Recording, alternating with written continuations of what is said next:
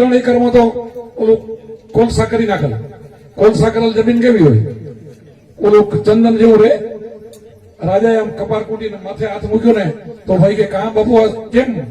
તો કે આ ચંદનના ઝાડ છે. ચંદન એટલે શું? કે તને ચંદન ની ખબર નથી? તો કે ના, આ એક ડાળ હું તને કાપી દઉં ને, કોઈ સારા વેપારીને તું જા અને પછી તને કેટલા પૈસા આપે મને કે, પછી તને ખબર પડે. કોલસા કરવાની જરૂર જ નથી. તો ટુકડા કરીને હું તને થેલો ભરી દઉં. એને ટુકડા કરી અને થેલો ભરીને આપ્યો. હવે સારા શેઠ ને ત્યાં નગર શેઠ એક જ ખરીદી કરી લીધી. 6 મહિના સુધી રાશન પાણી મળે ને એટલા પૈસા એક થેલીમાંથી આવ્યા. ત્યારે પોતે પણ કઠિયારો પણ આવી અને કપાળ કૂટવા માંડ્યો.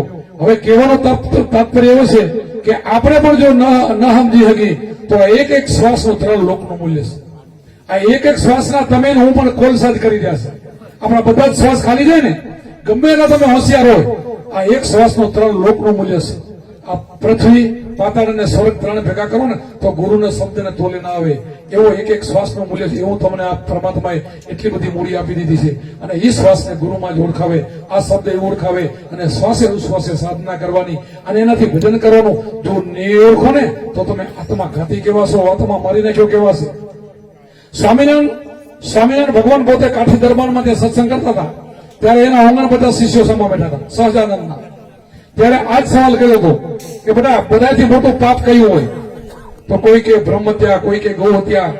તો સ્વામિનારાયણ ભગવાન કે ના, સહજાનંદ કે ના, એનાથી પણ મોટું આનો તો પ્રાયશ્ચિત થઈ શકે ગૌ હત્યાનું અને એનું પ્રાયશ્ચિત દૂર થઈ જાય, પણ એક એવું પાપ છે તો કોઈ હિસાબે મટે જ નહીં ભોગવા સિવાય અને છુટકારો જ નહીં.